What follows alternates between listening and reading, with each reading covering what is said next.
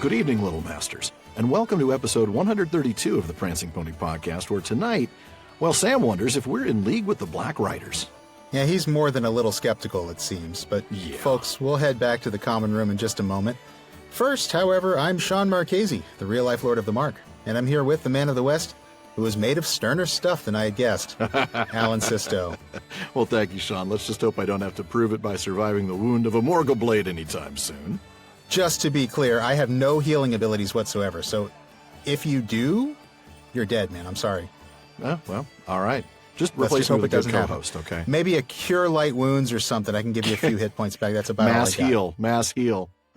All right. Nothing that powerful. But anyway, before that happens, Alan? Well, today we're bringing you another new installment of The North Wing. Barlaman Butterbur had a room or two in the North Wing at the Prancing Pony Inn made special for hobbits, and this is our place made special for some of our listeners to give us a chance to get to know them. Rooms at the North Wing are a little hard to come by these days, so only our patrons at the Elrond's Honorarium and Círdan's contribution tiers are eligible. Now, if you'd like to be one of the next patrons to join us, be sure to check out patreon.com/prancingponypod. Please do. We've got a waiting list for the North Wing right now, but we'll get to them all soon, and we'll make room for more if necessary. That's right. Well then, for now, why don't we welcome tonight's guest to the North Wing, Bruce Bolton. Good evening. Good evening. Good evening, Bruce. Thanks for joining us. Well, Bruce, tell us a little bit about yourself. Where are you from and what do you do? And then what do your loved ones think of all this Tolkien stuff that you're into? Do they think you're a total nerd? Do they like it? That sort of thing. Well, thank you for asking. I'm a maintenance specialist of lock systems in a public schools unified school district in Southern California. And I've studied martial arts for years and will be soon testing for my black belt with my son. Oh, goodness. Well, then cool. we better not cross you. Especially because I've actually seen you at a local event or two, haven't I? Yes, and I'll be talking about that shortly. Yeah. Now, you asked, what does my family think of my Tolkien fascination? I'll start with the most recent items and then travel back into the distant past. Okay. Excellent. I love it. I'm currently running a Dungeons & Dragons 5th edition campaign based in Eriador. Okay. My daughter is letting me, actually, after 41 years of mostly dungeon mastering, be a player character in a campaign she's running. Oh, fun. And I'm a high elf monk. My wife has a Schrodinger's Dwarves t-shirt, and my brother is the proud owner of a Schrodinger's Dwarves hoodie. I have my Tolkien 2019 t-shirt on order. Excellent. As of this recording, and congratulations on making your goal. Thank you. Thank you very much. Recently, my wife and I and my son went to the Pacific Inkling Festival to see the presentation by Dr. Serena Higgins and Inklings and other authors. And he obligingly wore a Prancing Pony Podcast t-shirt Indeed, for he me did. under his hoodie. And so there were the two of us with the awesome the t-shirts, but I forgot to get a picture taken. Oh, I'm so sorry. I forgot about doing that as well. That would have been great. But clearly, at least your loved ones not only enjoy Tolkien with you, they enjoy even the podcast, it would seem. So that's a good thing. That's True. awesome to hear. So, Sean, you've got the next question here, and I know we want to get to this because it's got a little bit on something special that Bruce has done. Yeah. I'm looking forward to asking about this one. So, Bruce, some of our listeners may not know about this yet, but you set up the one and only official Prancing Pony Podcast kinship on Lord of the Rings Online. Now, I know I really need to get into playing that sometime, and I have not yet, but that's sort of beside the point. You set up the kinship on the Landreval server to bring some listeners together in-game, and, well, you've been doing that for about a year now. Why don't you tell us a little bit about how that's been going and what you guys have been up to there in-game? Certainly. Again, as you say, the Prancing Pony Podcast is the name of the kinship, and it has a kinship house on the Cape of Belfalas, which is available to VIP members. Most Friday nights at 9:00 p.m. Pacific Daylight Time, we join together at the Crossroads Bridge just west of Bree, and we spend about an hour and a half fishing as the hobby that you can have in Lord of the Rings Online. That's awesome. Yeah. I've been able to join just a couple of times. My Friday nights are often busy with family, but it's been fun when I have had the chance. So I'm glad you're out there doing it. Yeah, thank you so much, Bruce. I've seen you post about it on Facebook a few times, and I don't have the game, and I keep thinking I need to get it just so I can just come out there and come fishing with you guys. But I probably need to level up a little bit before I'd be able to make it out there, wouldn't I? Nah. Not near Bree. All right, cool. Yeah, you could be almost, 5th level. Yeah. And we'd take care of you. The hunters would shoot down any passing bears or boars. And my captain will ensure that your health is maintained. So. All right, very good. Thank you. Well, the the question that we ask everybody who comes to the Prancing Pony, and I'm sure you've already done your homework on this, Bruce, is when and how did you first discover Tolkien's works? What was your experience like, and why do you keep coming back? Yes, I have done my homework. And in 5th grade, Kirsten at my school did a book report on The Hobbit, and that would have been about 1973. So Thank you, Kirsten. Wow. And some of the other things, we had the LP of Donald Swan's The Road Goes Ever On and On. For people under 35, I need to explain that an LP is the long-playing record. It's made out of vinyl. Sorry, I think you'd be true. surprised Vinyl's how much making the a kids know about comeback, vinyl. Yeah, that's true. Yeah. That is true. I'd probably have to explain 8 tracks for sure, though. Vinyl's too cool for me now. Like I don't. Yeah, it's trendy. Yeah, It's very hipster. Anyway, sorry, didn't mean to interrupt. No worries. It was great to hear the professor's voice reciting from his works. Oh yeah. Yeah. My brother Robert B. from California was into reading Tolkien and with a group of his friends, and it was available for me to read in high school. I started out as a sophomore and was reading through it and got a little overwhelmed with the heaviness of the pursuit part and kind of set it aside for a bit, and then happened to skip ahead a little bit. And then sadly, I missed the respite of Tom Bombadil's house the first time I read through it. So it was always pretty heavy that first time through. Glad to have found Tom when I did afterwards. So Yeah. Well, which is your favorite book in the Legendarium and why? And then if you can tell us your favorite non-Legendarium work by Tolkien, if you have one. very good. Favorite book in the Legendarium, book 1. The pursuit theme is almost too engaging. Yeah, makes sense. And then non-Legendarium, Tolkien's translation of Beowulf. Oh, yes. Oh, good one. That's yeah. an excellent choice. Very good. Well, and then before we move on to the lightning round, we have a little extra bonus question here. Any favorite Tolkien-related activities that you'd like to share, aside from playing Lotro, of course? Yes. Years ago, I received as a Christmas present from my aunt a copy of Avalon Hill's War of the Ring, and that was a staple for Friday and Saturday nights for years. I think my parents thought me extremely odd that I didn't actually go out, but stayed inside. There was one summer afternoon where we decided to play this paper square chit game. My friend and his brothers were in the area, and one of them was rather disgruntled with us playing this game and decided that it was time to do a cannonball into the water. Oh, no. And needless to say, Middle-earth disappeared under the wave. All the paper counters disappeared, and you went the way of Numenor. You were basically playing Numenor and didn't know it. Yeah. Seemingly the fury of Ose. Oh, man. I'm sorry to hear it. Yeah.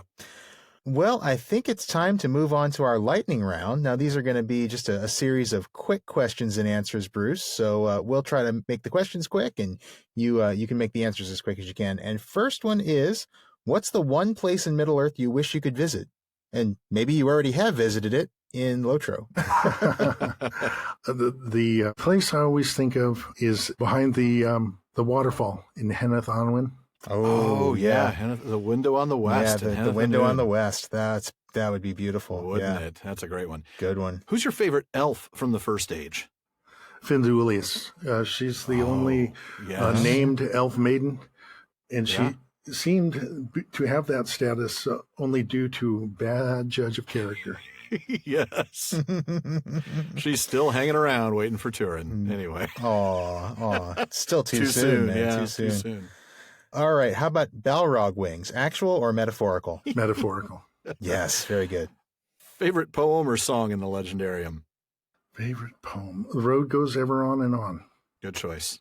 Probably Excellent. sung either by Ian Holm or Ian McClellan. Either one would be good. Yeah, either way. Yeah. Two good ones. All right. And then we'll finish up with favorite author or book other than Tolkien. King James Version of the Bible. But if we're talking about fantasy All or right. science fiction, the Dragon Riders of Pern series by Annie McCaffrey. And a friend of mine, Excellent. Dr. Michael B., was amazed that I even knew about Annie McCaffrey in the late 70s. Yeah, I don't think I'd heard about her until much later than that myself. I think I read those in the 80s. Yeah. It's been a long time since I've gone back and read it. I think I should remember probably pick them even up again. playing a Dragon Riders of Pern game on my Commodore 64 of all things. Oh, wow. Cool. Yeah, I think so. It may have been on a different system, but that's the platform I'm remembering. Anyway, I digress. Bruce, those are some great answers, and we really appreciate them, and we really appreciate your time, Bruce. So thank you for joining us. We've enjoyed having you here in the North Wing, but for now, I think it's time for all of us to head back to the common room to join the rest of the listeners. Thanks again, Bruce, and we'll see you back here at our next Questions After Nightfall, if not sooner. Thank you. And now we return you to the podcast in progress. Well, it's always fun to catch up with some of our listeners, and we hope all of you enjoy hearing from others in the community. We're going to get started here in just a minute, but first of all, we have a handful of, let's say, clarifications we need to make. Addendums, yeah. Yeah, exactly. They're not corrections. They really aren't corrections this time. They're just... No, actually, they're not. You're right. they're little amendments. Yes. And we managed to get a little ahead of our recording schedule near the end of this season, which is great for us for the most part, but it also means that we're recording this episode right after the release of episode 125, which is what all of these clarifications are addressing. So it's it's all because of the holidays and the the interview episode that we had to record a lot, further in advance, things like that. Yeah. So we're a few episodes down the road, but these are all in reference to 125 once again. That's correct. So for starters, Patrick from Germany wrote in to tell us, I dare to disagree on a minor point in this episode. Ooh, dare. He dares. I love it. All right. You argued that ranger, this is him telling us that we argued that ranger was so otherworldly to Bartleman that he felt free to talk about him as if he wasn't there. I read this scene to mean that Bartleman simply didn't notice Strider was in the room at all until he stepped out of the shadows and spoke up. My mental picture of Strider, who even explicitly mentioned that he knew how not to be seen, insert bad Monty Python joke here. I love that. Well done, Patrick. Absolutely. Well played. Are you sure we're not related? I know. That he's somebody who's perfectly able to blend in with the crowd or the background so that nobody takes notice until he himself decides that it's time to make himself noticed. Add to that, the room was probably dimly lit by a candle or two. On a side note, I really love how the two of you and I seem to think alike, at least when bad puns are concerned. He goes on to cite an example, but I think we've already proven that with the how not to be seen. Yeah. And, actually, he probably is onto something. Yeah. I went back and looked at that language again, and suddenly coming forward into the light is the passage, and that could very well mean that Strider was just unseen by Bartleman until that moment because he was hiding in the shadows. Not sure how we missed that. I like the other version, though. I like the other interpretation. It's funnier. It's a lot funnier. Yeah, that's probably what's going on there. So good catch on that, Patrick. Well, on a similar note, in regards to our numerous jokes about Strider, Alan T. wrote to tell us, I think that the answer to Strider's presence in the Hobbit's room is simply that he quietly followed and came in with them. They discovered Strider had come with them was literal. If so, further proof of their nonchalance, and he put quotation marks around that, so I think he means the glug nonchalance there. The liquid version of nonchalance. The liquid nonchalance. It's not just liquid courage, it's also liquid nonchalance. It's liquid a lot of things. Yeah. It's liquid a lot of things, that's for sure. So, maybe so. Maybe they're just still kind of under the influence, and so it just feels perfectly natural for a strange dude to just follow him back from the common room. I don't know. Drunk or sober, that ain't right. But anyway, it's it just isn't. But it is a good thing that Strider keeps trying to teach him to be more cautious. I will say that. Somebody needs to. Yeah. Somebody better. All right. Well, finally, when we were talking about the biopic movie Tolkien, and hey, don't worry, for those of you who skipped that section, there aren't going to be any spoilers here for those who haven't seen it still. When we were talking about that, I told Sean that Derek Jacobi had narrated the audiobook of Farmer Giles of Ham. It's true. I was right, but several of our listeners wrote in to tell us, and they're right, that that's not the only Tolkien audiobook narrated by Jacobi. He also narrated audiobook versions of Smith of Wootton Major, Leaf by Niggle, Roverandom, and Letters from Father Christmas. Now, we did get that information from a number of our listeners, but a hat tip to Alan R. in the UK, who was the first. And what great news it was for me. I had no idea that he had done any of those. And No. man, Derek Jacobi reading Smith of Wooten Major. I mean, Seriously. that's got me written all over it. So I've got some shopping to do. Yeah, absolutely. Well, Alan, I know you hinted that was the last one that we had in this little addendum section of the show, but I just want to acknowledge that we did receive some corrections from a couple of listeners on some of the points we raised in our review of the Tolkien movie. Couple of things that maybe we missed just, on our first viewing, or I guess second viewing for you. Sure. Well, yeah. But, things that happened very quickly, and, we're trying to remember stuff. We're talking off the cuff, and a couple of people wrote in to correct us on a couple of finer points. I don't want to talk about those here because I really don't want to spoil keep anything. Our spoilers to that one segment. Exactly. Right. So we won't be talking about those here, but just I want to acknowledge for those of you who reached out to us to correct a couple of things from the movie that we didn't remember correctly. Thank you for that. We hear you loud and clear. We'll just have to let those errors stand rather than spoil the movie for anybody. And I hope you understand. True. You know who you are, hopefully. You know who you are, and thank you.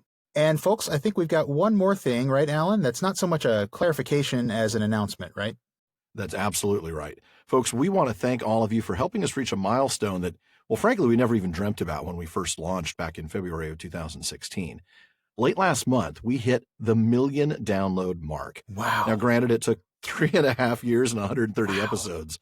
But with all that we have in front of us, really, we're just getting started in a way. So here's to several more, apparently. But thank you all for listening and for sharing, because that's what's gotten us there. Wow. Thank you. Thank you all so much. 1 million downloads. 1 million. I remember when we first started talking about this thing in the early 2016, like you said. We thought like 10,000 felt like it was a million years away. Like a million was not even something we were dreaming of. So no, it truly wasn't. Truly amazing. And thank you all so much. Yeah. I still remember hitting 100,000 on Mother's Day, a year and 3 months in, Mother's Day 2017, and thinking that is phenomenal. I can't believe we actually did that. And to think that was just barely 2 years ago. Just barely 2 years ago, yeah. It's amazing. So thank you again, everybody, because you're the ones who make it happen. Well, let's go ahead and begin the last chapter of book 1. I can't believe it. It's the last chapter of season 3 of the Prancing Pony podcast, Flight to the Ford. I'm a little sad, actually. I know, me too. We've got a few episodes on it, so it's not like this is the end or anything, but no. Yeah. And where else are we going to start in the very last chapter but at the very beginning? Sean, why don't you go ahead and open up the chapter for us? I am so glad I finally get to start at the very beginning, because it is a very good place to start. It is. When Frodo came to himself, he was still clutching the ring desperately. He was lying by the fire, which was now piled high and burning brightly. His 3 companions were bending over him. "What has happened? Where is the Pale King?" he asked wildly. They were too overjoyed to hear him speak to answer for a while, nor did they understand his question. At length he gathered from Sam that they had seen nothing but the vague shadowy shapes coming towards them. Suddenly, to his horror, Sam found that his master had vanished, and at that moment a black shadow rushed past him, and he fell. He heard Frodo's voice, but it seemed to come from a great distance, or from under the earth, crying out strange words. They saw nothing more until they stumbled over the body of Frodo, lying as if dead, face downwards on the grass with his sword beneath him. Strider ordered them to pick him up and lay him near the fire, and then he disappeared. That was now a good while ago. Sam plainly was beginning to have doubts again about Strider, but while they were talking, he returned, appearing suddenly out of the shadows.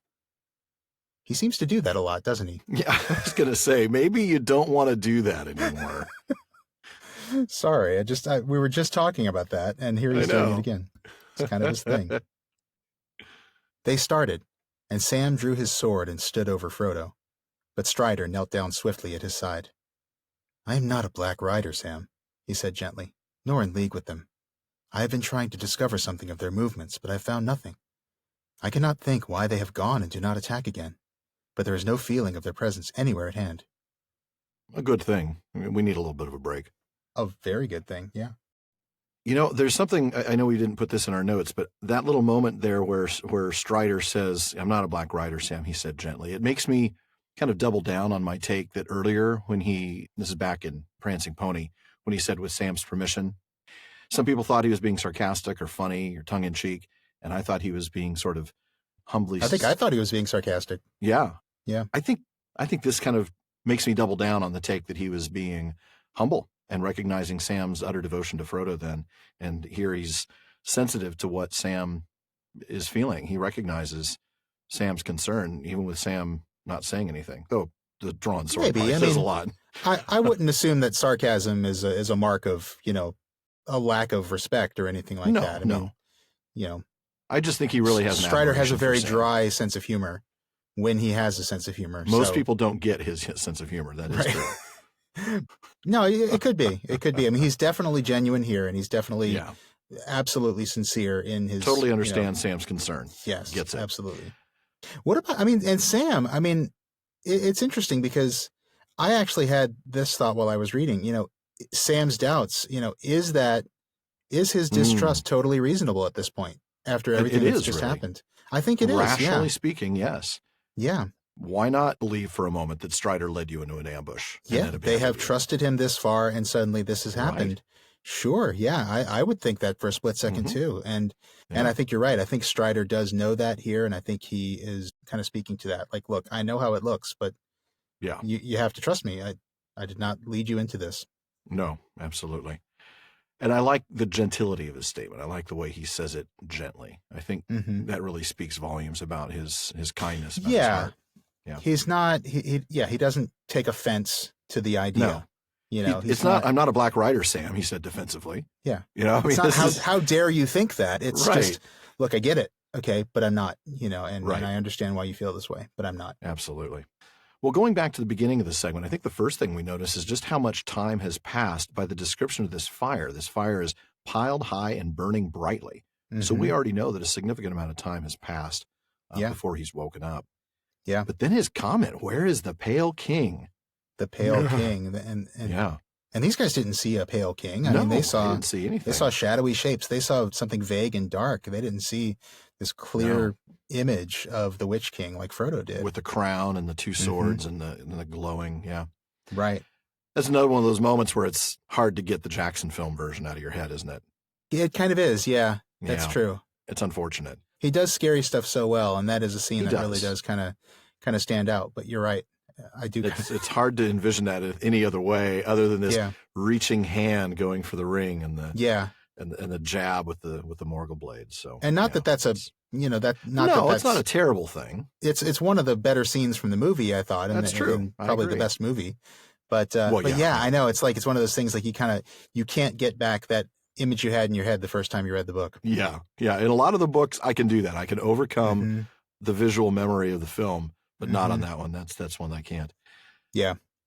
I was thinking about the fact that Frodo is sort of in this shadow world with the Wraiths. I'm thinking of how Frodo's voice seemed to Sam to come from a great distance or from under the earth. Almost like it did when he was in. Yeah. Yes, you're going where I'm going, going, aren't place, you? The Barrow Absolutely. The Barrow-wights. And the Barrow-wights' voice seemed to come out of the ground. And I'm just reminded that, in early versions of the story, Tolkien kind of was linking the Barrow-wights to the Ringwraiths a lot more than he ended up doing. Yeah. And it is that sort of otherworldly, other dimension sort of concept. Yeah. Yeah.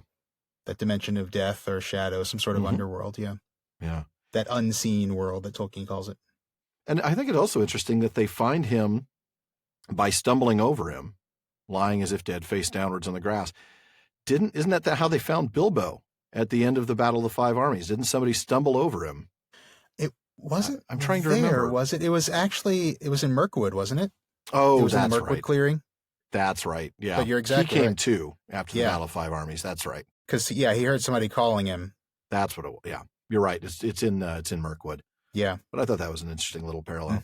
Yeah. Very cool. So now why have they not resumed their attack? I think this is probably as good a point as any to bring in the Marquette manuscript we talked about in the let's last do that. chapter, huh? Yeah. So you might remember this was the manuscript that was used to put together Hunt for the Ring and Unfinished Tales. It is at Marquette in their archives, and Hammond and Scull referenced it, and we're going to go ahead and pull some of the details from that. In that manuscript, Tolkien explained a number of reasons why the Ringwraiths didn't continue the attack that night. First, the Witch King thinks the ring bearer cannot last more than a day or two now that he's been stabbed with the Morgul blade. Second, quote, the great captain was actually dismayed and began to perceive that the mission on which Sauron had sent him was one of great peril. And then third, he withdrew out of doubt and fear both of Aragorn and especially of Frodo, whom he now knew to be in league with the High Elves thanks to his calling upon Elbereth. So 3 reasons, good ones too. Yeah, and Strider kind of hints at one of those when he talks about how they think that their purpose is almost accomplished. Your master has a deadly wound that will subdue him to their will, but he doesn't quite spell it all out. So that's helpful. Yeah. So we're not going to actually read Strider's explanation, but there's some interesting things here. He tells them that there seem to have only been 5. We don't know why all 9 weren't here, but they certainly didn't expect to be, resisted. Resisted, yeah. Yeah, and that's big. But the wound is pretty serious. Yeah, and Sam has quite a reaction to that, doesn't he? Oh, he absolutely does. Choked with tears. Yeah, I mean, because, of course, he doesn't want to think of that happening to his master, but I love Strider's immediate response. He says, don't despair. You must trust me now, and Frodo is made of sterner stuff than I had guessed. Don't despair. I love the man named Hope says, don't despair. Exactly, and I love that because remember that Estel, which is his name, Estel is hope with a basis in something, and in this case, Strider's hope it's not blind hope. It's not, I hope Cross I win your the fingers lottery. hope. Right. This is hope based on the fact that there may be something he can do here. He may be able to heal him. That's right. And the fact that Frodo is made of stronger than tougher. Yep, absolutely. Mm-hmm. And a reminder that Gandalf suggested it might be that way. Gandalf. Of course Gandalf knew. Yeah, Gandalf knew everything. So Strider takes off again. Doesn't really exactly tell him why, but I think at this point, hopefully Sam is trusting him a little bit more. And then that's when I'm going to go ahead and pick up. Okay. Frodo dozed, though the pain of his wound was slowly growing, and a deadly chill was spreading from his shoulder to his arm and side. His friends watched over him, warming him and bathing his wound. The night passed slowly and wearily. Dawn was growing in the sky, and the dell was filling with gray light when Strider at last returned. "Look," he cried, and stooping he lifted from the ground a black cloak that had lain there hidden by the darkness. A foot above the lower hem there was a slash. "This was the stroke of Frodo's sword," he said. "The only hurt that it did to his enemy, I fear, for it is unharmed, but all blades perish that pierce that dreadful king. More deadly to him was the name of Elbereth. And more deadly to Frodo was this." He stooped again and lifted up a long, thin knife. There was a cold gleam in it.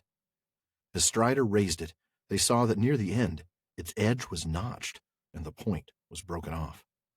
But even as he held it up in the growing light, they gazed in astonishment, for the blade seemed to melt and vanish like a smoke in the air, leaving only the hilt in Strider's hand. "Alas," he cried, "it was this accursed knife that gave the wound. Few now have the skill in healing to match such evil weapons, but I will do what I can." So Strider didn't realize that it was a Morgul blade until that moment. No. I mean, I know we keep using that word. Is that phrase actually in the books? I don't think it is. Is that a movie phrase? I don't know. It's an easy way to distinguish it, though, from a normal knife. Yeah, I know. I probably should look that up before I start using that I don't word, think it is. I think I looked it up and I didn't find it, but I just Jackson. know it's one of those shortcut ways of referring to a blade that... I think Morgul knife might be in there, right? Morgul knife, I think is. You're right. But yes, there is blade. Morgul knife. Okay. All right, I am somewhat redeemed. There is Morgul knife in book 2. Yes, they tried to pierce your heart with a Morgul knife, yes. which remains in the wound that we hear about in many meetings. Okay, I don't feel too bad now. Just not Morgul blade. Yeah. Just not Morgul blade and not Morgul arrow. Oh, goodness, no. There are no such things. Oh, do not bring such travesty into this conversation, Sean. I curse thee. Yep, that's what I'm good for. Oh, goodness. You had to do Speaking of the that. unspeakable. Yeah, I am ashamed. So, Strider comes back, finds that black cloak. Man, what a moment that is, the all blades perish thing, huh? Well, yeah, I mean, that's, and again, that sort of presages the fate of Merry's barrow blade later on, right? Not Absolutely. to jump too far ahead, but I guess I will. Well, yeah, that is jumping pretty far ahead, but yes. But all blades perish that pierce that dreadful king. And that sort of underscores the fact that Frodo must have completely missed him and just got the cloak, right? Because otherwise the blade would have been gone. His knife would have not existed anymore. Yeah. Well, and it would have been down the hilt, right? And Frodo actually had a barrow blade at that point, though, didn't he? Yes, he did. That's why he missed. Because if he had hit him, remember we talked about this. Yeah, exactly. He would have. Wow, what if he had hit him? He would have undone the sinews at that point. He would have broken the spell at that point. Yeah. exactly. Yeah. They would have been 8 writers at that point. Yeah. That would have been nice. But that might have been easier for the Witch King of Angmar than to go back and deal with the HR department in Barad-dûr, I have to say. He was not received well by the boss when he... No, he wasn't. He did not get a bonus this year. Yeah. So, yeah. I mean, granted, all he usually does is give like a turkey at Christmas, but, now he's not even going to get that. It's like an orc turkey. It's like an Uruk turkey. Oh. Is that like a tofurkey? It's way worse, actually. I'm not sure that it is. Is there anything worse than a tofurkey? I'm not sure. There are things worse, yeah. Yeah, in there Mordor. Are. That's true. In Mordor. But not any place else. In the land of Mordor where the orc turkeys lie. I love our digressions. So Frodo completely misses the Witch King, obviously. Yeah. Good job, Frodo. Good job. Yeah. Come on. I know. He's having a rough night, man. He is. But he had the presence of mind to call upon Elbereth. Yes. I thought that was brilliant. Yeah. A spiritual parry was a phrase one of our listeners used a couple of episodes ago. I love that and phrase. I really like great. that. I kind of think of that. Mm-hmm. And yeah, that drove the Witch King back. Awesome stuff. Absolutely. And so then he finds the knife itself with the broken point. But that I wanted to talk about real briefly. For those who haven't read Beowulf, there's just a reminder here that the sword that the hero uses to kill Grendel's mother and cut off Grendel's head ends up melting away. Mm-hmm. Depending on the translation you read, there's going to be something about the blood being hot and the fiend being poisonous. So one would be forgiven for wondering about this connection. Well, Hammond and Scull have an answer for us in a letter provided to them by Christopher Tolkien. This is a letter that isn't in Carpenter's Letters volume. Okay. So in 1963, Tolkien wrote, "The melting of the sword blade has a dramatic quality, which is attractive to a storyteller and makes it linger in the memory. Mm-hmm. But the dramatic effect is the only real connection between the melting of the Witch King's knife and the withering of Meriadoc's sword from the burial mound and the Anglo-Saxon poem. But that remains a fact of my personal biography, of which I was certainly not consciously aware when writing, and in no way enhances or explains the incidents in their places." Fair enough. If you say so. Yeah. It's a cool, dramatic thing. Yeah. It certainly shows that there's this powerful magic at work here. Oh, yes. Yeah. But nothing more than that. It's not, there's nothing that explains. This isn't symbolic of Beowulf. Right. Which is what he would tell us about pretty much any connection. Pretty much everything. That is true. I mean, he's acknowledging that, hey, that was such a dramatic moment that it stuck in my head. Right. And that drama is the only connection. Mm-hmm. Right. That visual power. Yeah. And it's true that, Tolkien would say, oh, there's no connection about any of the bones that go into the soup. But obviously some bones are more significant than others. You look at something like, Atlantis or Atalante or something like that. That's significant. But this is probably just that. It's probably just not entirely coincidental, but it's just No, I think he said, this was something that sticks in my memory. Yeah, exactly. It's only the dramatic effect, right? Exactly. Yep. Yeah. Good stuff, though. That's a good call out. I love some of those little extra nuggets that Hammond and Scull are able to provide, the things that are not in other published volumes. It's so neat to be able to there's so much great stuff in their work, yeah. Yeah.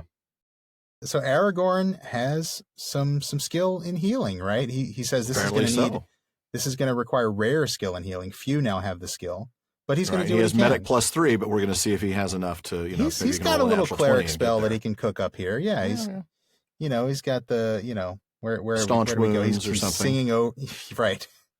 He's got like some paladin healing or something like that. He's not a full cleric, I guess. But yeah, singing over the hilt, speaking softly to Frodo. He's got a little juice here. Yeah, well, he's not a cleric because he's using a bladed weapon, right? That's true. It'd be one thing if he pulled out the shards of Narsil and it was like a mace, right? Just used it as a mace. He just melted it down and made a club out of it. I do love that part of the healing, though, is speaking in that soft tone. Mm-hmm. You wonder really what were the words that he spoke and in what language. Kind of want to hear that. Do we have some tape on that? Can we roll that? No? Okay. No, we do not. Nice try, though. Doesn't hurt to ask. Make something up. No, I would have made something up if I'd known. Please don't. I kid. No, of course not. I know. He does tell us a little bit about the plant, though. He tells us that it's brought by the Númenóreans to Middle-earth, and then it grows sparsely and only near the places that the Númenóreans used to be. So that was interesting. Yeah. And then he gives the name, athelas. Yes, athelas. Athelas that grows now sparsely and only near places where they dwelt or camped of old. Right. And has a sweet and pungent scent, We'll talk a little bit about that in just a moment. Good, because that kind of threw me a little bit. Pungent and sweet aren't two descriptors that I usually put next to each other. And I've got some real world, I don't know, let's say some real world analogs, not exactly the same thing, because, athelas is not meant to be a stand-in for any specific real world plant. No. But I did get some plant nerdery. I'm going to make that a new thing, by the way, plant nerdery. Plant nerdery. I like that. To go with our word nerdery. Yeah. Okay. So, and I get this from Flora of Middle-earth. And by the way, all of my botanical information that I bring up on this show comes from Flora of Middle-earth, which is a super cool book that fantastic resource. I like having an excuse to flip through it. I say that because some listeners have actually written to me to either question things I've said or ask for more information. And the truth is, folks, I don't really know anything about plants. I mean, well, no. I like them. We have a lot of knowledge, but botany is not among them. Botany is not anything I know anything about. So I like plants. I think they're pretty to look at, but I don't know anything. I get everything from Flora of Middle-earth by Walter Judd and Graham Judd. And so if you hear me say something cool, credit to them. If you hear me say something wrong, it's probably because I don't have the knowledge to convey it correctly. So there you go. Anyway. That might be. Yeah, that's a good way of putting it. But yeah, as I said, athelas is not meant to be any one specific real world plant. In fact, I think the fact that it was brought to Middle-earth by Númenóreans should tell us that it's something kind of otherworldly. It's just one other thing that comes from the West, comes from fairy or near fairy. Yeah. Comes from Númenor, and it's just one thing that probably just doesn't exist anymore in our world. Mm-hmm. But the authors of Flora of Middle-earth do their best to identify some of the real-world inspirations, and what they've concluded, based on the description, is that most likely the primary inspiration for athelas, and I'm going to quote here, was the medicinal herb comfrey. But he may have added elements of other plants, such as the persistently green leaves of wintergreen and the sweet fragrance of basil or some other mint. So if you're trying to figure out what this sweet and pungent scent is, probably something a little bit minty, maybe. That probably gets us pretty close, that, something like wintergreen or basil. But then comfrey, I don't know that I've ever actually smelled this herb before. I've never smelled it. From what I could find online, it is kind of bitter. Some people think it's kind of stinky. So probably that's probably where you get that sweet and pungent. It's probably a sweet and minty, but kind of a medicinal scent. Well, even basil alone, I've always found that more pungent than sweet. Maybe that alone would do it, but I don't know. Well, and it's interesting you say that, because one interesting comment that the Judds had to say about basil, which is something that I knew, but they brought it up again, and that reminded me. The name basil, or basil, however you choose to say it, actually comes from the Greek word basilikon, which means kingly or royal. And what's the Westron name for athelas? Anyone? Yes. King's foil. Yes. So it could be that he's partly thinking of basil with this kingly name. That's an interesting connection. Yeah. Isn't it though? I know. And again, it's not that herb exactly, but it could be a mix of a few of these things. So, just a little bit of word nerdery about the Elvish names of the plant. So we know it's called kingsfoil in Westron. Right. The Quenya name of it is Asea Aranian, which actually means Asea of the Kings. So the Quenya name also refers to kings. The kings, right. Yeah, and I got that from issue 17 of Parma El de Lambaron, which has a lot of the like the we said, names if you're only going to have one issue of Parma El de Lambaron, that's the one to get. Apparently. Yep.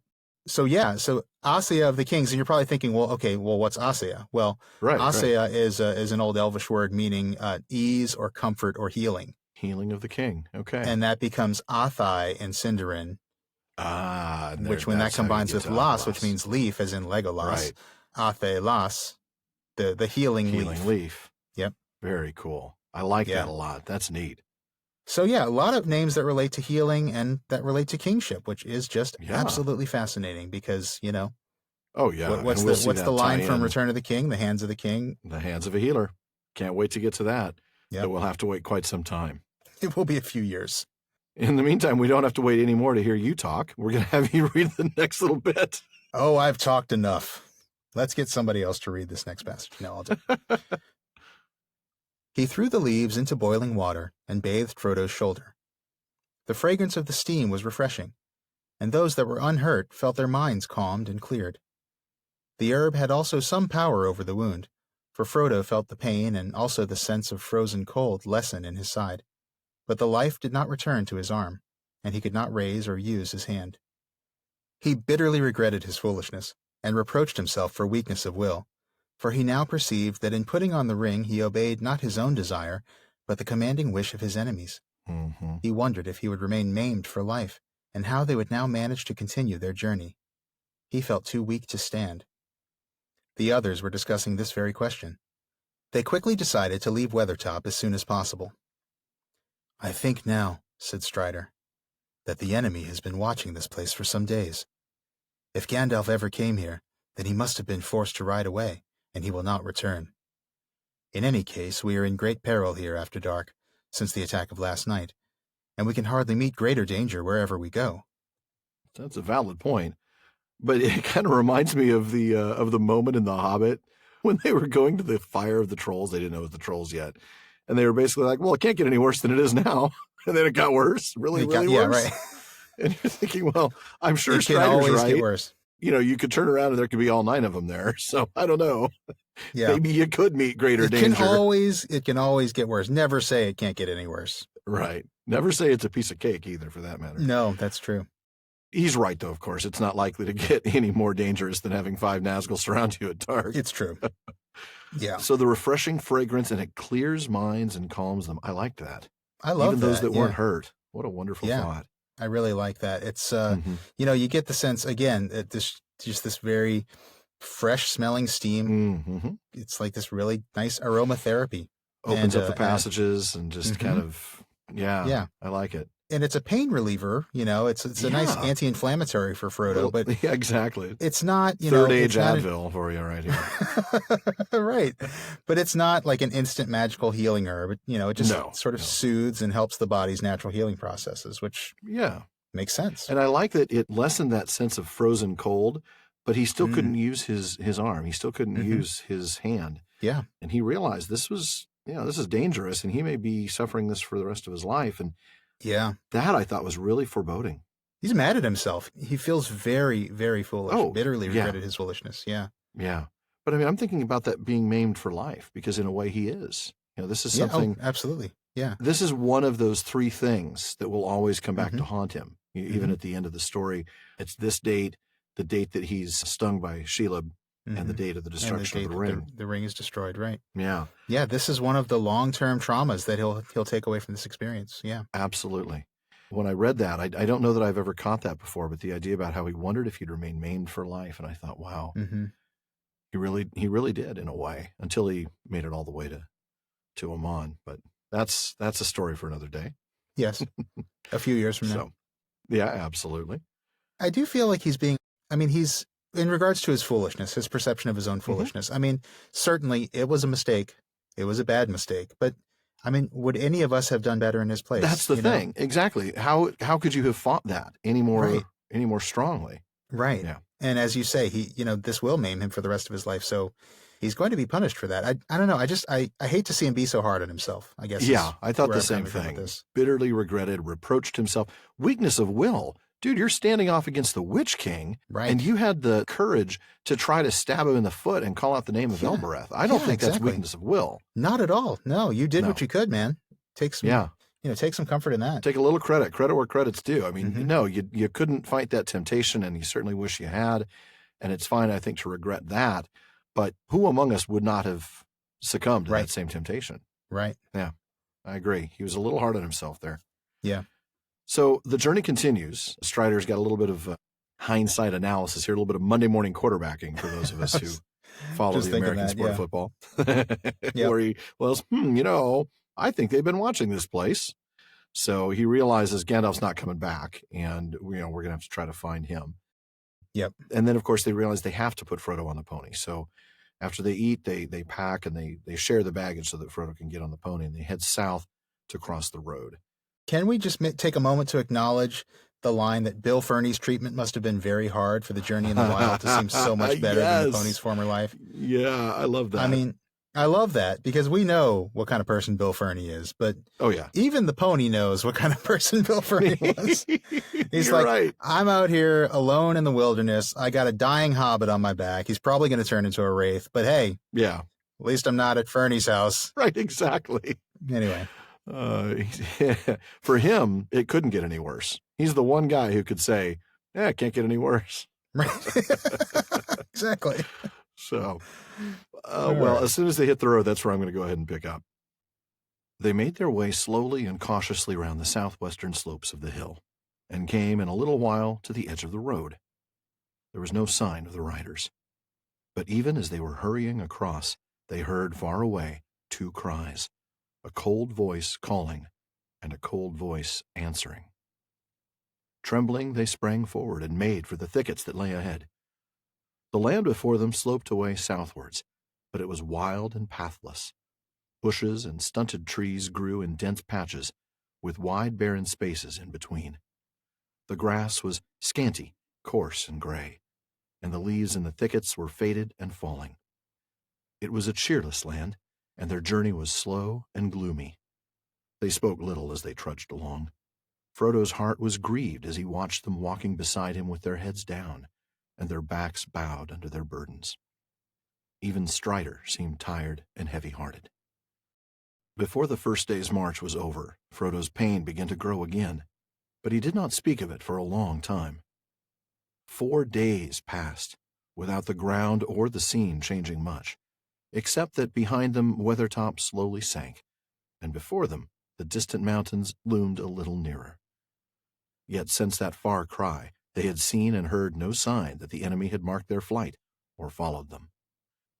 They dreaded the dark hours and kept watch in pairs by night, expecting at any time to see black shapes stalking in the gray night, dimly lit by the cloud-veiled moon. But they saw nothing and heard no sound but the sigh of withered leaves and grass. Not once did they feel the sense of present evil that had assailed them before the attack in the dell. It seemed too much to hope that the riders had already lost their trail again. Perhaps they were waiting to make some ambush in a narrow place. Perhaps. I mean, really? I mean, foreboding much? yeah, I was going to say, for not feeling the sense of present evil that they had felt before they were assailed, this is about as scary as it gets, really. Future evil right Short there, of yeah. that, yeah. Boy, those cold voices, though, as they're crossing the road, that must have been just put a chill in their backs, right? Yeah. I'm thinking back to, a few chapters ago, when they heard the voices in the calling. Shire still, right? Yeah, and Frodo's line, there were words in that cry, though I could not catch them, Yeah. This just creepy feeling that you hear this inhuman sound that absolutely has meaning to it. Is a sentence. It's a message. It's creepy stuff. It really is. And the land itself is foreboding, isn't it? Right? It is. 4 days into this just cheerless land, this slow and gloomy journey. This is depressing stuff here. Yeah. The grass is scanty and coarse and gray. What were the leaves? Faded, withered leaves and grass we get later on. Really unpleasant. Really cool bit of alliteration I noticed when you read it. Backs bowed under their burdens. Yeah, I thought the same thing. You kind of get this repetitive, rhythmic, just kind of trudging along kind of feel. Strider seemed and heavy-hearted. Yeah. Yeah. There's a little bit there, too. But, of course, Strider seeming overburdened, that, Frodo's sitting there feeling very sad seeing his friends walking that way. But even Strider walking that way, that's got to be a little discouraging. I think Frodo feels guilty. I mean, he knows that he made a mistake, and he knows that his friends now have to pick up the slack caused by that. Yeah, they have to carry all that extra gear. Yeah. I mean, he's going to have to get used to that before it's all said and done, isn't he? He is going to need to rely a lot on the people around him. Yes, he will. And I think that's why even when the pain increases, he doesn't say anything about it. I think you're right. Yeah. Yeah. He's got so much of that strength. We're going to see that at the end of this chapter. We're going to see Frodo's strength even with this in a huge way, horrific wound that he's got. And I can't wait to get to that because that's one of my favorite moments in the whole book. I do know. Right? I know. I know.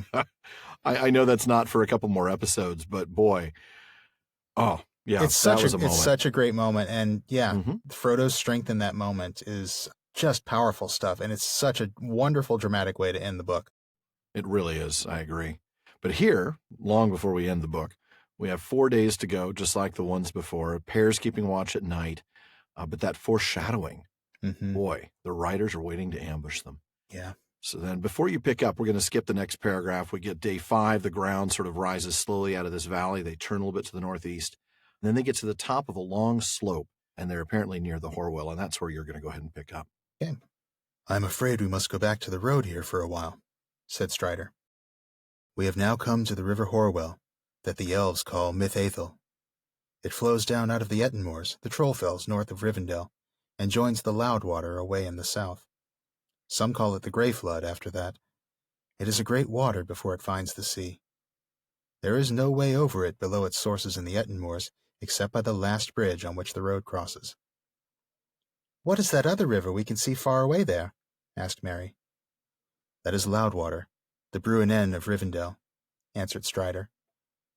The road runs along the edge of the hills for many miles from the bridge to the ford of Bruinen, but I have not yet thought how we shall cross that water, one river at a time.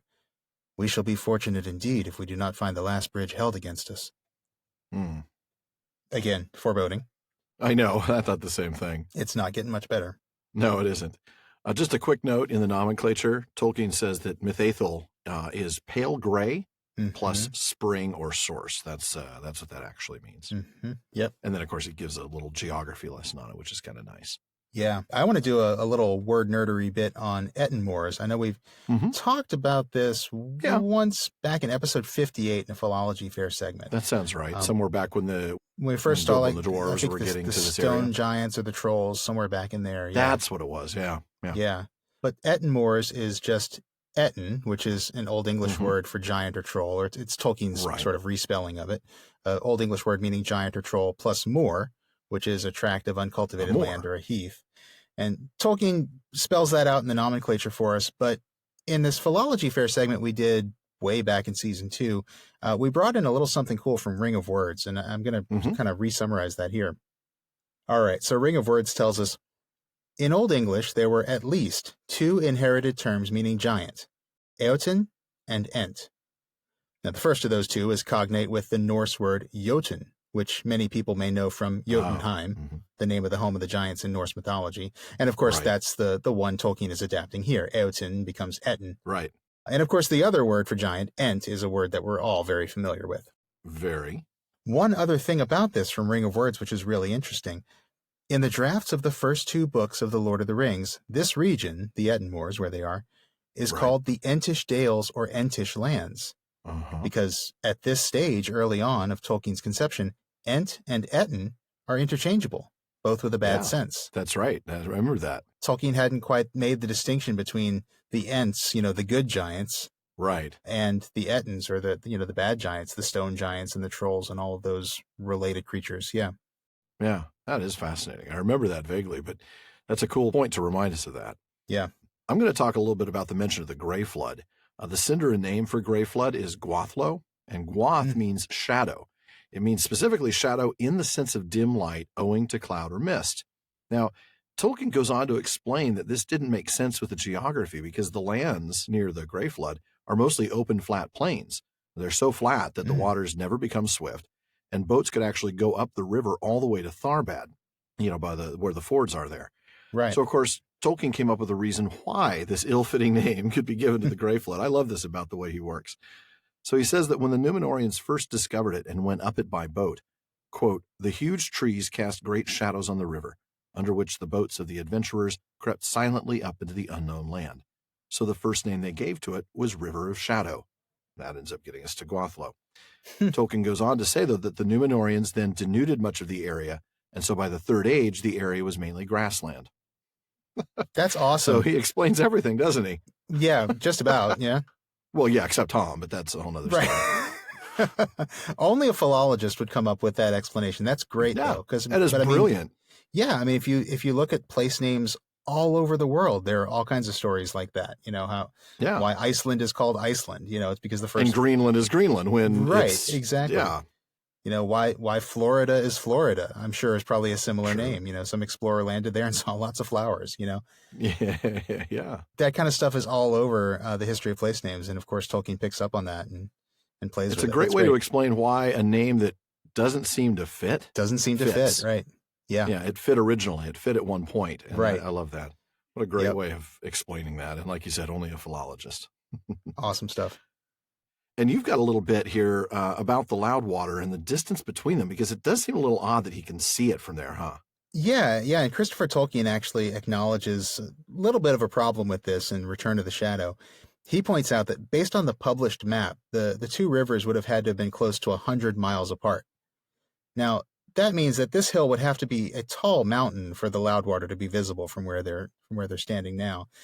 He talks about some of his father's working maps and says that the distance had actually changed from 45 miles to 60 and then 62 miles before landing on about 75 miles.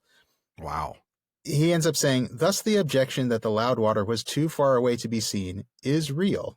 Because even at 75 miles, that's a long, long way away to be seen. You have to be on a very tall Yes, mountain. Absolutely. Not just a small hill. But unfortunately, there's just not really no answer for this one, just a little inconsistency that made it into the finished book. And, I think it has more to do with the maps, because we're going to find some of that later, too. It seems like sometimes the descriptions, especially in the transition from first to second edition, they were changed in a way that fit the map, because it was easier to change the text than the map. Yeah, that could be. Well, now we're going to go ahead and pick up right after that. I'm not going to read this next paragraph, but this is where we come across the road and Strider decides, hey, it looks like it rained here about 2 days ago and nobody's been by since, so that's good. And that's where we're going to go ahead and start. Yeah. They hurried along with all the speed they could make, and after a mile or two, they saw the last bridge ahead at the bottom of a short, steep slope. They dreaded to see black figures waiting there, but they saw none. Strider made them take cover in a thicket at the side of the road while he went forward to explore. Before long, he came hurrying back. I can see no sign of the enemy, he said, and I wonder very much what that means, but I have found something very strange. He held out his hand and showed a single pale green jewel. I found it in the mud in the middle of the bridge, he said. It is a beryl, an elf stone. Whether it was set there or let fall by chance, I cannot say, but it brings hope to me. I will take it as a sign that we may pass the bridge. But beyond that, I dare not keep to the road without some clearer token. Indeed. And sure enough, no horses passed by since. That's a basic ranger skills right there. Yeah, a little tracking skill there. Mm-hmm. Okay, well, here's another little bit of a problem that resulted from Tolkien trying to fit the journeys of Bilbo and the dwarves in The Hobbit with the journey of the hobbits with Strider here in Lord of the Rings along what's supposed to be the same road. Right. Hammond and Scull point out that in the first two editions of The Hobbit, Bilbo and the dwarves travel along a river and camp at night.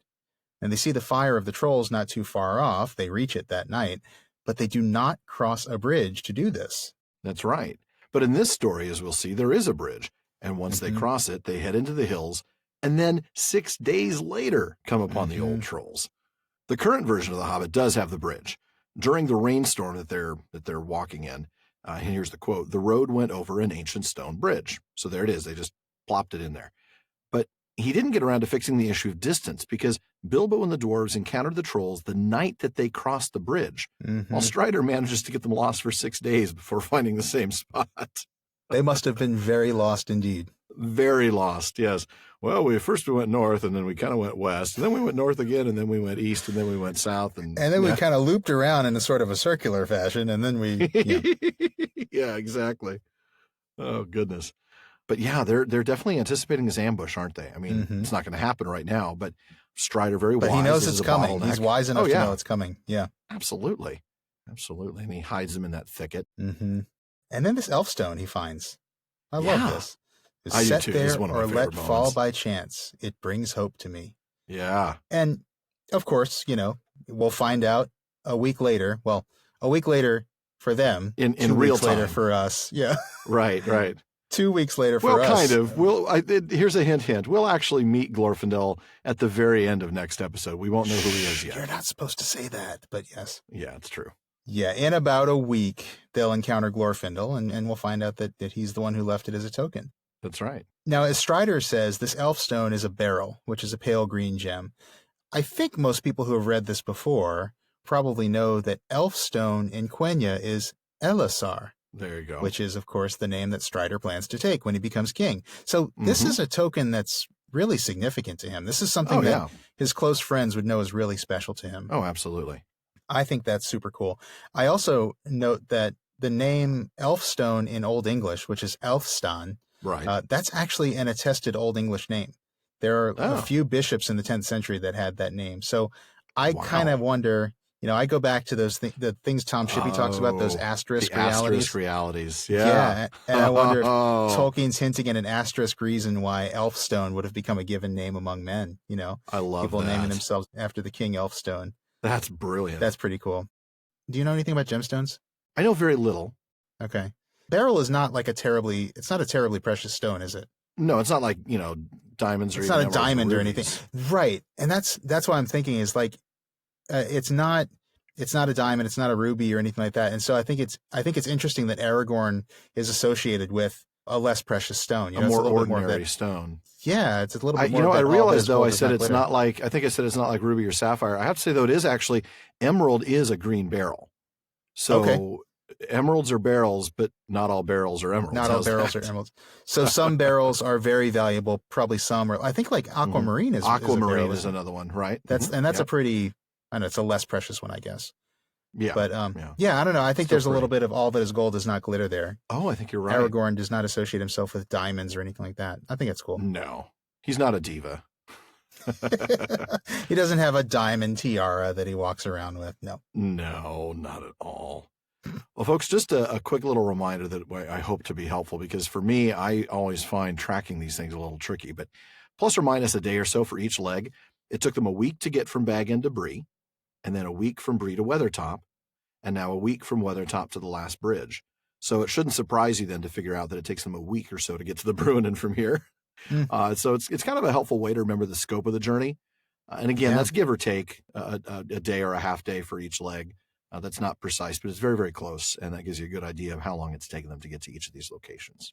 It's easy to forget that, isn't it, when you're reading? It is. Yeah. Well, especially because in this one, we just had that moment about 4 days past, Mm-hmm. And each one was just like the one before. That's real easy to kind of gloss over and not realize just how long this part of the journey has been. Right. That it takes them a week to get from Weathertop to the last bridge. Right. Which means, of course, that Frodo's traveling with this wound for a week to get to here, and then another week before they get to the Bruinen. Yeah. Wow, that's a long time to be to have this wound just festering. Yeah, and boy, it gets worse. You're right. Mm-hmm. Yeah. So they are in this area where we've got these kind of glimpses of ancient walls and things like that, and Frodo actually seems to think, I wonder, are we in the same area where Bilbo once was with those trolls? I wonder. Yep. Tolkien himself sort of, giving us a little bit of a sneak peek of what might become, what might be coming along the road here. Yep. But that's actually where I'm going to have you pick up. Okay, and I'm going to pick up with Frodo speaking. Who lives in this land? He asked. And who built these towers? Is this troll country? No, said Strider. Trolls do not build. No one lives in this land. Men once dwelt here, ages ago, but none remain now. They became an evil people, as legends tell, for they fell under the shadow of Angmar. But all were destroyed in the war that brought the North Kingdom to its end. But that is now so long ago that the hills have forgotten them, though a shadow still lies on the land. Where did you learn such tales, if all the land is empty and forgetful? Asked Peregrine. The birds and beasts do not tell tales of that sort. The heirs of Elendil did not forget all things past, said Strider, and many more things than I can tell are remembered in Rivendell. Have you often been to Rivendell? Said Frodo. I have, said Strider. I dwelt there once, and still I return when I may. There my heart is, but it is not my fate to sit in peace, even in the fair house of Elrond. Oh my, there's quite a bit here, isn't there? Quite a bit to unpack, yeah. Well, first we get this terrible judgment on trolls. Trolls do not build. I actually just spoke with a union leader from the local trolls organization, and in fact, they assure me that trolls build, that this is just outdated information. They make wonderful stonemasons. They do. They build bridges, mostly because they need places to, live. To hide under, yeah. Exactly, to hide under. Yeah, and if they work a really late shift and the sun comes up unexpectedly, you just got more building material. Well, there you go. Where'd Ed go? Oh, there he is. Well, that's all right. We'll just use him for part of the bridge. We're going to finish the bridge with Bert. Yeah. I like that, yeah. Now, just this last little bit. The heirs of Elendil. You're a what? You're an heir of who now? Well, what's funny about that is we know he's talking about Yeah. himself, and it seems pretty clear that he's talking about himself, but I would not be, it's just subtle enough. I would not be surprised Yeah. if Pippin's response would have been something like, oh, the heirs of Elendil? Okay, who are they? Did they tell you the story? Right. They must have told you when you were in Rivendell. Right, exactly. He doesn't quite say that that he's one of them. No, you're right. It's subtle, but he's clearly referring to himself, not just because we know that. I think he's referring to himself, but I think he is doing it subtly enough that you have to be paying attention. Exactly. That's a very good way to put it. You have to be paying attention, and that's why I think Pippin would probably be the one to miss it, if any of them. But and it is the first that that's true. It's the first that we hear about Strider being descended from Elendil if we have not read the story before. Yeah. And of course, if we know who Elendil is, well, then we know even more. Right. And I love... And then we get that lovely little hint. There my heart is. Oh, I love that. Little hint about Arwen, Yeah, it really is. That is absolutely a hint about Arwen. That's where Arwen is. That's where my heart is. But it's not my fate to sit in peace. Even there, no. I can't rest at peace. I got work to do. He knows he's got to keep moving if he's ever going to win the permission of Elrond. Yeah. Like we'll read in the appendices about the tale of Aragorn and Arwen. He's not going to, even if Arwen says yes, he wouldn't give Arwen to anybody but the king of the united kingdoms of Gondor and Arnor. Yeah. Right. So he knows he's got a lot of work to do. Yeah. It's a cool and a very subtle and a very sad statement, It is. Yeah. A little bit of sadness. It's not that sad, but, it's not my fate to sit in peace, There's a little sure bit would of be regret. nice. A little bit of regret. It would be nice. Yeah. I missed that opportunity. Yeah. Yeah. I'm a man. I want rest. I want peace. I crave that. And yet I can't. 87 years old now. You'd think he's earned some, but no, he's still got work to do. Oh, yeah. Well, I can tell you, you're going to have plenty of work to do for the rest of your life, pal. I wouldn't mind a little peace either, but yeah, it's not my fate to sit in peace. Nope. Not in this podcast. All right. Well, we're gonna head into some pathless country now, and I'm gonna go ahead and pick up right where you left off. Okay. The hills now began to shut them in. The road behind held on its way to the river Bruinen, but both were now hidden from view. The travelers came into a long valley, narrow, deeply cloven, dark, and silent. Trees with old and twisted roots hung over cliffs, and piled up behind into mounting slopes of pine wood. The hobbits grew very weary. They advanced slowly, for they had to pick their way through a pathless country, encumbered by fallen trees and tumbled rocks. As long as they could, they avoided climbing for Frodo's sake, and because it was in fact difficult to find any way up out of the narrow dales. They had been 2 days in this country when the weather turned wet. The wind began to blow steadily out of the west and pour the water of the distant seas on the dark heads of the hills in fine drenching rain. By nightfall they were all soaked, and their camp was cheerless, for they could not get any fire to burn. The next day the hills rose still higher and steeper before them, and they were forced to turn away northwards out of their course. Strider seemed to be getting anxious. They were nearly 10 days out from Weathertop, and their stock of provisions was beginning to run low. It went on raining.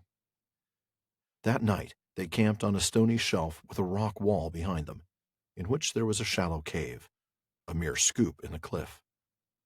Frodo was restless. The cold and wet had made his wound more painful than ever, and the ache and sense of deadly chill took away all sleep.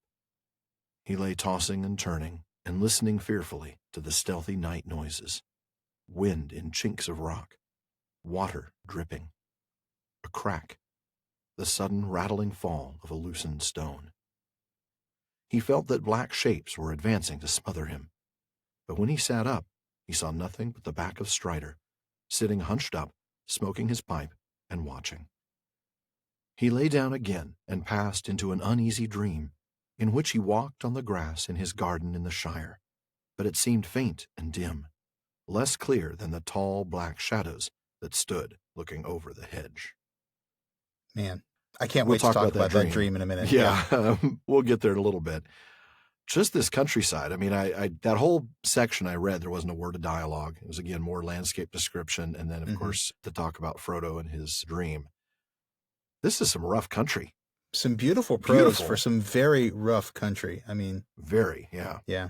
These old pine woods and rough, bad weather, high, steep country. Oh, the rains. Yeah. I love that phrase about pouring the water of the distant seas on the dark heads of the hills. That's a cool image. Yeah. It really is, because that's, of course, that is what rain is. And literally what it is. Yeah. It's so lovely to hear it kind of said that way. Mm-hmm.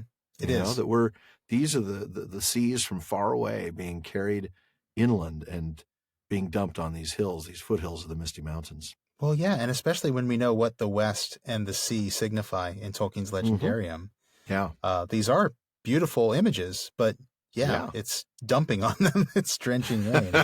And it's, this may be coming from the West, but it's not comfortable. Right, on top of the wind, this drenching rain makes them all soaked and cheerless. Yeah, I guess so. I would be relatively cheerless with that kind of rain and wind. Absolutely. Yeah. And they're running out of food, you know? Yeah, that's a little nerve-wracking. I mean, they might have a little bit left. The clock is really ticking. Yeah. So then we get into Frodo's sleepless night. Mm-hmm. And, well, sleepless for a while. Then he has a really bad dream. Maybe it would have been better to stay sleepless. Yeah. A waking nightmare and then an actual nightmare. Right, right. I mean, first you're just miserable because you're cold, you're wet, you're in pain. And just that pain alone and the deadly chill makes it impossible, physically impossible to go to sleep. And then all you can do is hear those sounds. Mm-hmm. Oh, yeah. And I'm sure every one of those sounds must be louder to him than it really is. You know, it's just amplified. Oh, yeah. Yeah. It's like that dead of night when you're lying awake, you can't sleep. And all of your fears and stresses, whether it's, whether it's black riders are chasing after you or whether it's, you forgot to pay your mortgage, all that stuff, like exactly. All that stuff is magnified at that time, Boy, isn't it that dark? What was it in Bab 5? Ivanova called it the Hour of the Wolf, something like that. I think so. Yeah. Something like that. It's like, it's a miserable time when you wake up in the middle of the night and none of your thoughts go right. Yeah. Yeah. And every fear that you have is just like, how am I going to survive this? Yeah.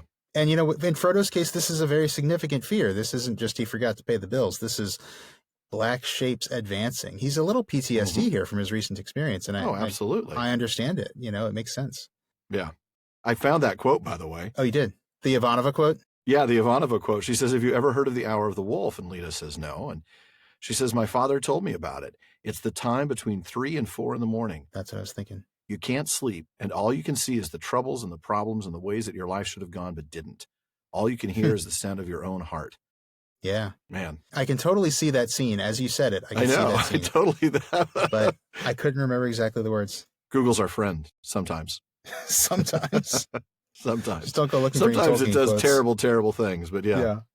But then he finally does fall asleep. And, I love when we get a chance to do a little dream interpretation on the podcast. Yeah. Frodo has so many great dreams that are just very fun to unpack. Evocative, very visual. Yeah.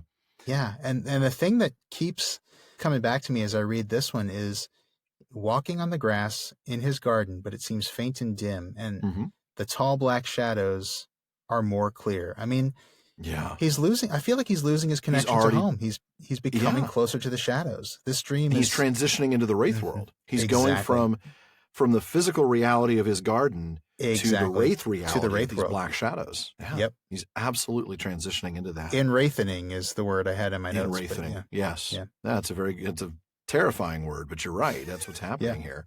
And I love that Strider's up, by the way, just sitting, smoking, watching. Yeah. Strider, it's like the man never sleeps. Well, he's almost elf-like in that regard. But yeah, I mean, you're right. He doesn't really sleep much. And obviously he sleeps sometimes, but sure, there is something elf-like about that. Yeah. Well, the heirs of Elendil may not forget all things past, but they do like their chapters in smallish chunks. So that's going to wrap up our chapter discussion for the night. But folks, be sure to... What are they doing with their time? Come on. Yeah, I know, seriously. I mean, come on now. They could last for a little bit longer. Still, be sure to come back next week when Sam reprises his 6th grade talent show entry with the Troll Song. I can't believe it. I mean, we really are getting close to the end, aren't we? The end of season 3. The end of season 3, right. Yeah, not the end of all things. It's the end of season 3. Oh, goodness, no. I'm glad you're here with me, Sam, at the end of all things. 7 years from now. I'm glad you're with me, Alan, here at the end of season 3. Before we reach into Barlaman's bag, folks, we just want to take a minute to let you know where the Fellowship of the Podcast stands right now. Yeah. We have reached our most recent goal of setting up a monthly Discord hangout with the two of us. Huzzah. Now, by the time this episode airs, that will have already taken place. But if you're interested in joining us, either for an unrecorded, off-the-cuff conversation or for a live episode recording, you'll want to get signed up before season 4 starts. That's right. And what's next for the Prancing Pony Podcast and our patrons? Well, we're going to be working on that during our upcoming hiatus, so stay tuned. There will be something, and it will be exciting. But in the meantime, if you're looking for a new Tolkien book, go ahead and check out the official library pages at our website, theprancingponypodcast.com. We've put together a set of links for all the books that we've ever mentioned on the show. And if you wouldn't mind posting a review on iTunes, we'd be grateful. That increases our visibility, which means more new listeners, more great questions for Barlaman, more discussion on social media, and an even more vibrant Tolkien community. And speaking of social media, we really do appreciate it when you share us. It's very effective, too. Facebook, Twitter, Reddit, wherever there are Tolkien fans. Also, be sure to check out our Facebook page to find our latest t-shirt design. Now, that's going to be wrapping up soon as we get ready to head over to Tolkien 2019 in Birmingham in just 3 weeks. Now, with that, it's time to see what old Barlaman has in the mailbag for us. Sean. All right. Well, Mika D. reached out to us on Facebook to ask, can you do some word nerdery on canny or uncanny on the Southerner and Bree? Word nerdery. Twist my co-host arm, why don't you? Don't throw me in the briar patch. Yeah, Please, not anywhere but there. Yeah. Seriously. I'm actually kind of amazed I haven't done this one already because I love this word. But I don't know. I actually thought that we had talked about this one, but I couldn't find it in my notes, so maybe not, or maybe it just came up in a conversation on the fly. Do you remember that? Well, I think we talked about it back in season 2 with The Hobbit. There was the uncanny fire of Gandalf's in Out of the Frying Pan into the Fire.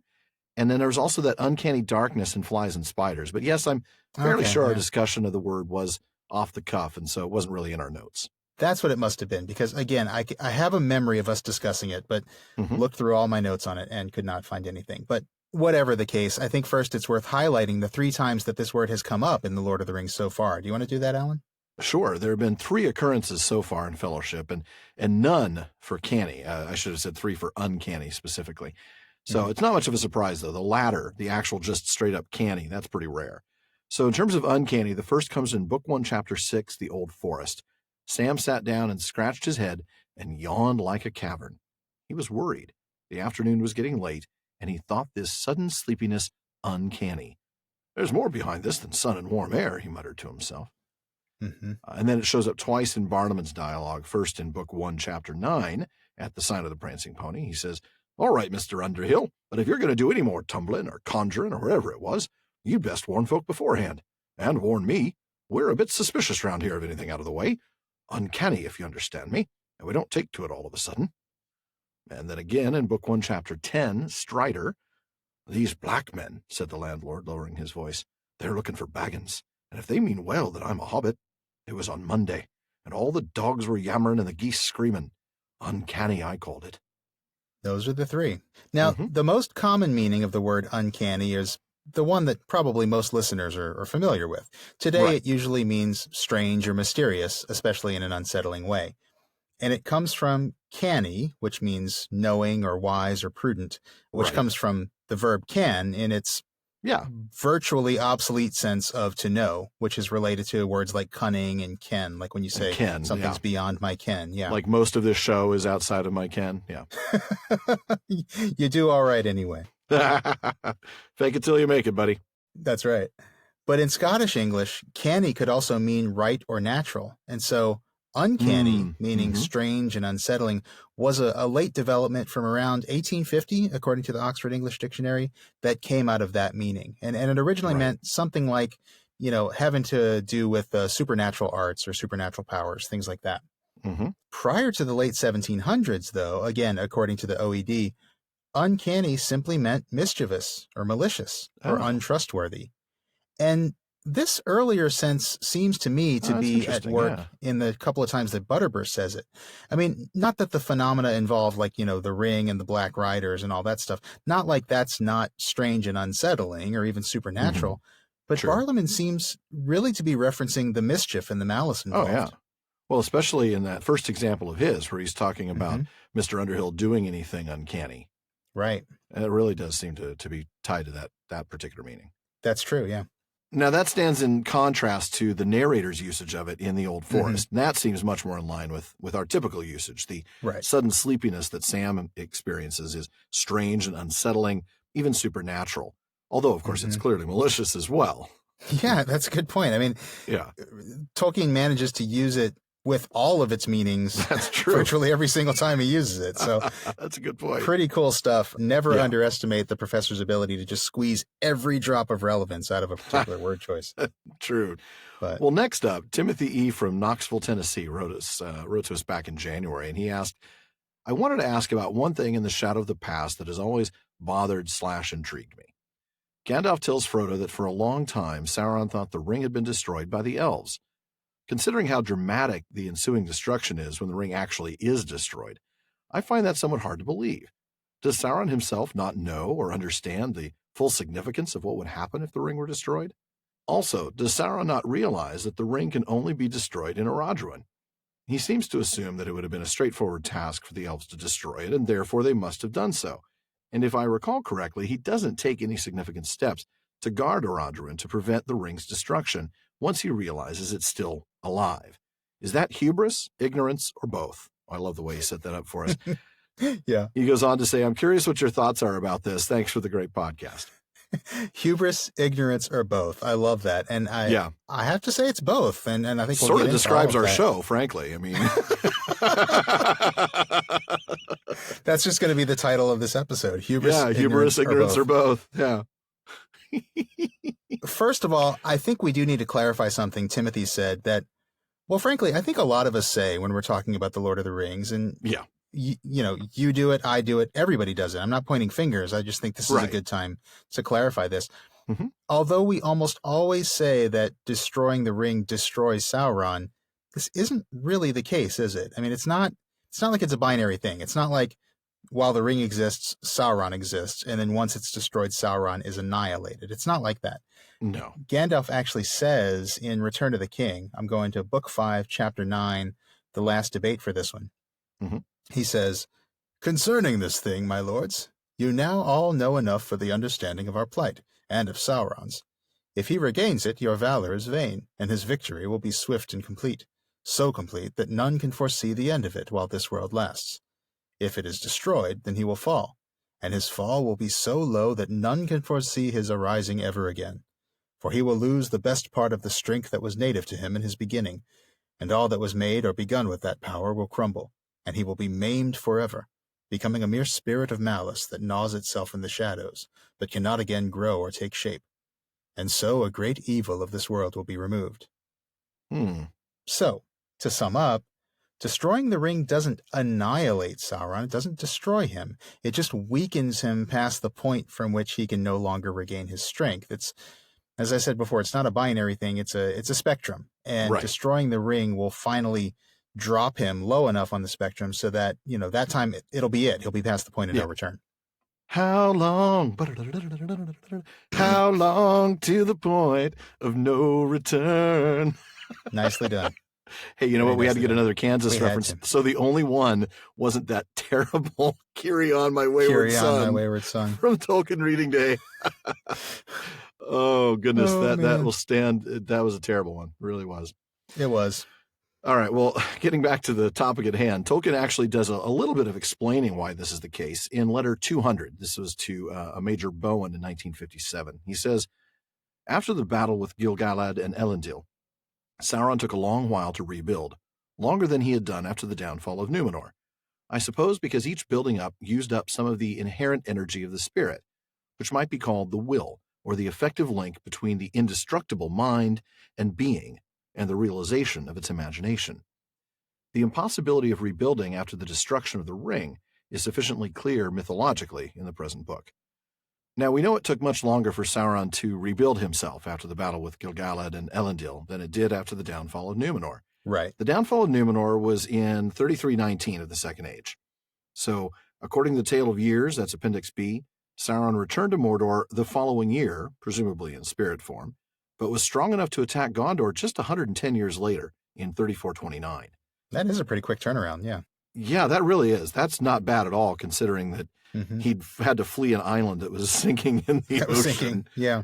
Now, he was overthrown by the last alliance in 3441, so just 12 years later.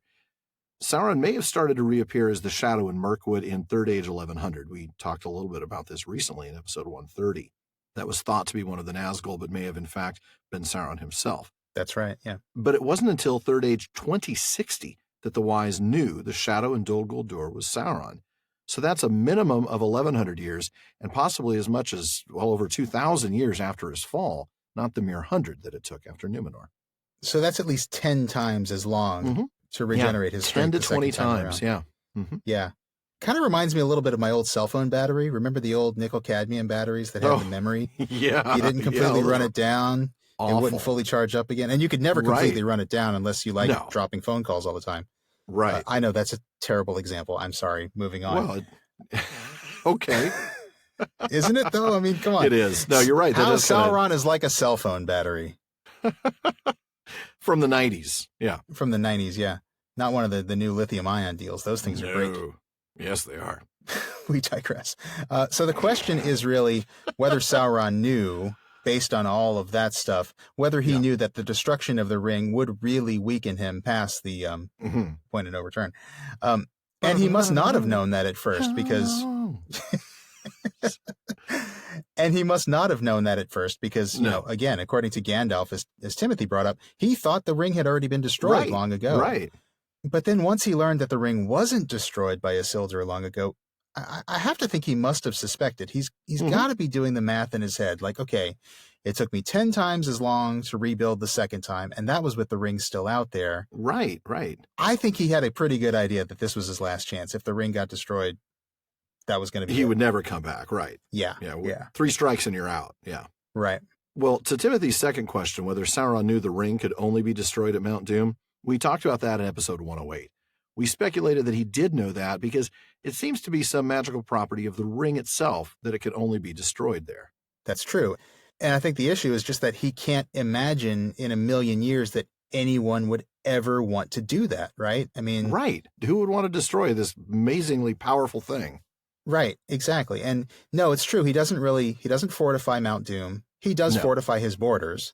So he's got to be thinking who's going to be silly enough to, to waltz into Mordor to destroy this ring. One does not simply waltz into Mordor. Right.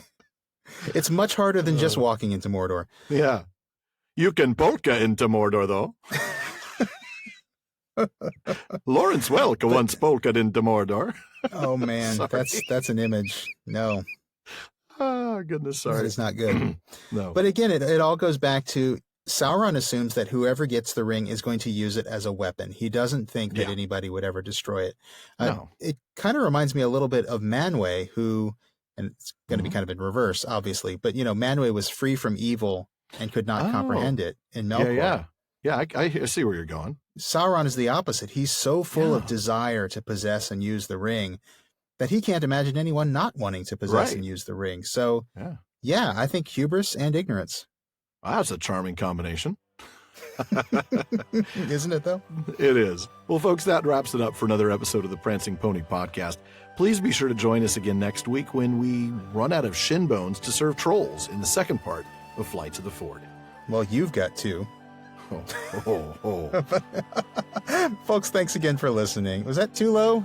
That was pretty brutal. It was literally below the belt. Below the knees, actually, yeah. Indeed, yeah. Well, folks, thanks again for listening. Thank you for making our common room on Facebook such Thank a fun you for place putting to up spend with time. us, yeah. Yeah, really.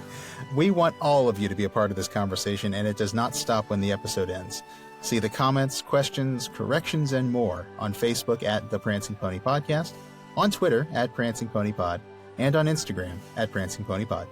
And a very special thank you to our patrons at the Círdan's contribution tier. To May in Alaska, James in Virginia, Tamsin in Minnesota, Emily in Texas, Chad in Texas, and Lance in New Jersey. Thank you all. Make sure you don't miss any episodes of the Prancing Pony Podcast. Subscribe to the show through iTunes, Spotify, or your favorite podcast app.